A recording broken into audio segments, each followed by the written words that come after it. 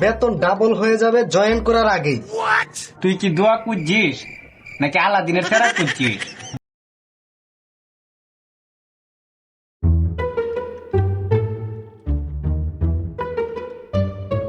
দোস্ত বাসা আমায়, কাল আমার ইন্টারভিউ, আমি তো কিছুই পড়িনি। কোন স্পেশাল দোয়া আছে যেটা পড়লে কমন পড়বে? অবশ্যই আছে। তুই রাব্বি জিদনি ইলমা পড়তে পারিস, আর সবচেয়ে বড় কথা তাওয়াক্কুল করতে হবে। দারুন। আচ্ছা, আরো এমন কোন দোয়া আছে যেটা পড়লে ইন্টারভিউয়াররা আমাকে দেখলে চাকরি দিয়ে দিবে, কোনো প্রশ্নই করবে না? দোস্ত, দোয়া তো আছেই, কিন্তু তোকে তো আগে প্রিপারেশন নিতে হবে। হয়তো তাদেরই সাহায্য করেন যারা চেষ্টা করে। আরে চেষ্টা তো করছি, এই যে তোর কাছে আসছি দোয়া খুঁজতে, এটাও তো এক প্রকার চেষ্টা।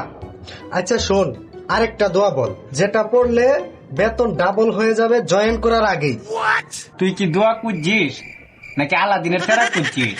দোস্ত, দোয়া মানে আল্লাহর কাছে সাহায্য চাওয়া, কিন্তু কাজটা তো তোকে করতে হবে। তুই যদি ইন্টারভিউ দিতে না যাস, তাহলে দোয়া কি তোকে টেনে নিয়ে যাবে? আচ্ছা, তা অবশ্য ঠিক।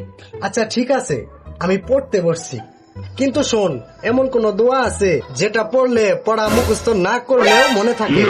আছে। সেই দোয়ার নাম হলো মোবাইলটা দূরে রাখা। মোবাইল দূরে রাখলে এমনিতেই সব মনে থাকবে। ওহো, এটা তো জানতাম না। চল আজ থেকে মোবাইল ছাড়াই পড়াশোনা শুরু।